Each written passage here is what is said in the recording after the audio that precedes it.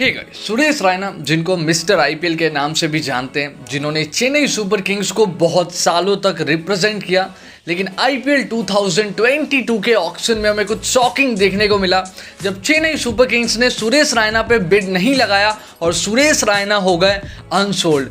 मतलब वो प्लेयर जो एक टाइम पे मिस्टर आईपीएल कहा जाता था, अभी भी कहा जाता है, एंड बहुत इम्पैक्टफुल नॉक्स खेले उन्होंने चेन्नई सुपर किंग्स के लिए, वो प्लेयर अनसोल्ड हो जाएगा ये किसी ने नहीं सोचा था। और एक ऐसा टाइम था जब सुरेश रैना ना अनबिलीवेबल फॉर्म में थे, हमेशा आते थे, तेजी से चेन्नई सुपर किंग्स के लिए रन बना के जाते थे और चेन्नई सुपर किंग्स को मैचेस जिताते थे। अगर आज चेन्नई सुपर किंग्स इतनी बड़ी फ्रेंचाइज है तो उसमें बहुत बड़ा हाथ सुरेश रैना का है। अब क्यों चेन्नई सुपर किंग्स ने आईपीएल 2022 में सुरेश रैना को नहीं खरीदा और क्या आने वाले सीजन में सुरेश रैना हमें वापस देखने को मिलेंगे चेन्नई सुपर किंग्स में, ये आपको इस वीडियो में जानने को मिलेगा। तो बहुत इंटरेस्टिंग वीडियो है, एंड तक देखना। लेकिन उससे पहले अगर आपने अभी तक इस चैनल को सब्सक्राइब नहीं किया है तो कर लो एंड बेल आइकन को प्रेस कर लो लेटेस्ट क्रिकेट अपडेट्स के लिए। आते हैं हमारे मेन टॉपिक पे।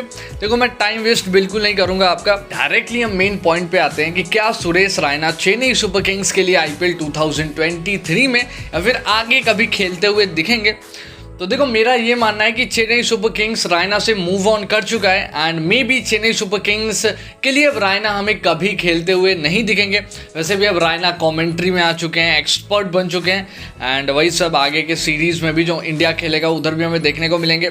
ऑलरेडी इंटरनेशनल क्रिकेट से रिटायरमेंट ले चुके हैं, डोमेस्टिक क्रिकेट वो खेलते नहीं है। तो फिर वही बात है कि मतलब चेन्नई को कभी पता ही नहीं लगेगा कि उनका परफॉर्मेंस क्या है, क्योंकि वो तो क्रिकेट खेल ही नहीं रहे। तो अब मतलब देखो, रिलीज़ करने का ऑब्वियस सा रीज़न था कि उनका परफॉर्मेंस बहुत ज़्यादा डाउन हो गया था और चेन्नई ने यही सोचा कि वो अब हमारे लिए यूज़फुल नहीं है, तो उन्होंने नहीं खरीदा। तो अगर वो अब कहीं खेलेंगे नहीं तो चेन्नई ऑब्वियसली उनको वापस तो खरीदेगा नहीं, क्योंकि चेन्नई को पता है नहीं कि वो कैसा परफॉर्म करने वाले हैं। समझ लो ना मैं क्या कहना चाहता हूँ, कि वो कैसा फॉर्म में है पता ही नहीं चलेगा, क्योंकि वो क्रिकेट ही नहीं खेल रहे हैं, ना ही वो डोमेस्टिक खेलेंगे ना ही वो इंटरनेशनल से तो रिटायरमेंट ले चुके हैं। तो फिर ऑक्शन में मेरे हिसाब से तो चेन्नई सुपर किंग्स वापस नहीं जाने वाला है सुरेश रैना के साथ, ये आप ऑलमोस्ट कंफर्म समझो। लेकिन अगर हाँ रैना वापसी करना चाहते हैं तो उनको डोमेस्टिक क्रिकेट खेलना पड़ेगा। अगर वहाँ पे वो अच्छा करते हैं तो may be Chennai super Kings वापस उनके साथ जाए। अब बात करते हैं कि देखो, सबसे पहले तो आईपीएल 2022 का जो रिटेंशन प्रोसेस था, वहाँ पे हर एक टीम लिमिटेड प्लेयर्स को ही रिटेन कर सकता था और वहाँ पे मैं श्योर था कि ऑब्वियसली मतलब चेन्नई नहीं करने वाला है रैना को रिटेन, क्योंकि आईपीएल 2021 में चेन्नई चैंपियन बना था और बहुत सारे ऐसे प्लेयर्स थे जो मेजर रीज़न थे जिसके कारण चेन्नई चैंपियन बना था, जैसे कि मोइन अली, ऋतुराज गायकवाड़, ऑब्वियसली धोनी को रिटेन करेंगे ही, और जडेजा हो गए जिन्होंने अच्छा परफॉर्म किया था। तो ये 4 प्लेयर्स को रिटेंशन प्रोसेस में रिटेन किया गया। इसके बाद आया ऑक्शन और वहाँ पे बहुत शॉकिंग चीज़ें हमें देखने को मिला, बिकॉज चेन्नई सुपर किंग्स ने पहले राउंड में सुरेश रैना पे बिड नहीं लगाया, सुरेश रैना हो गए अनसोल्ड। इसके बाद कुछ प्लेयर्स का नाम दिया जाता है जिसको आप चाहते हो कि वो वापस आए। रैना का नाम किसी ने नहीं दिया और रैना वापस नहीं आए, और सबसे ज़्यादा मैं शॉक्ड तब हुआ, मेरे को लग रहा था भी रैना आएंगे।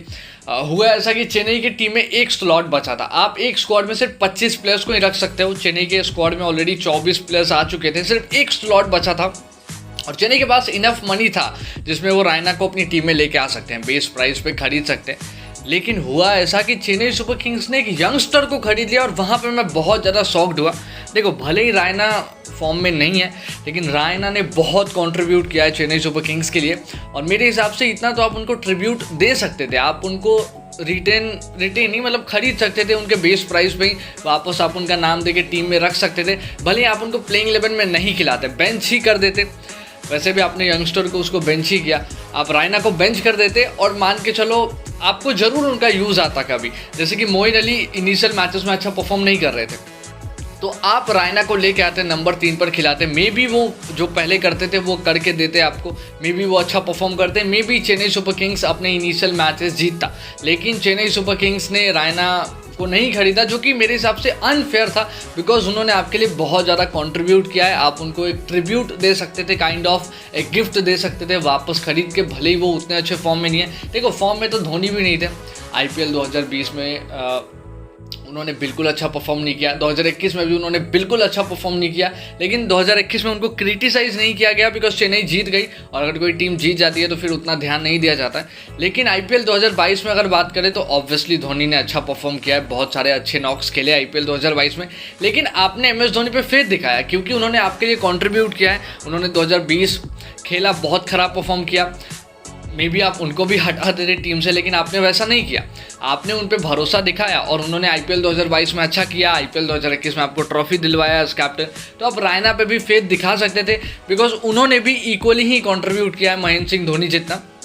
तो मेरे हिसाब से यहाँ पे रायना को खरीदा जा सकता था, वो जो लास्ट स्लॉट बचा था आपके पास इनफ मनी भी था, आप वहाँ पे खरीद सकते थे, लेकिन ऐसा किया नहीं गया। तो आप मुझे कमेंट्स में लिखकर बता सकते हो आपका क्या कहना है इसके ऊपर, क्या वो अनफेयर था? मेरे हिसाब से तो बिल्कुल अनफेयर था।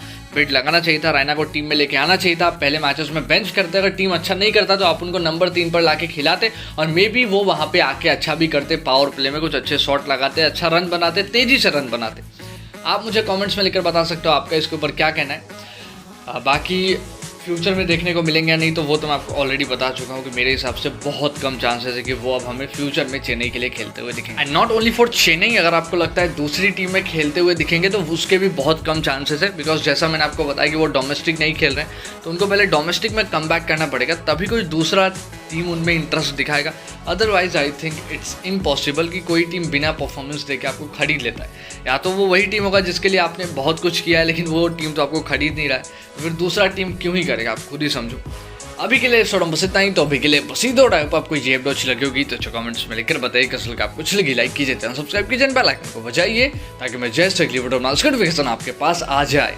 और आपको कुछ नहीं करना, बस अगली वीडियो के लिए वेट करना है।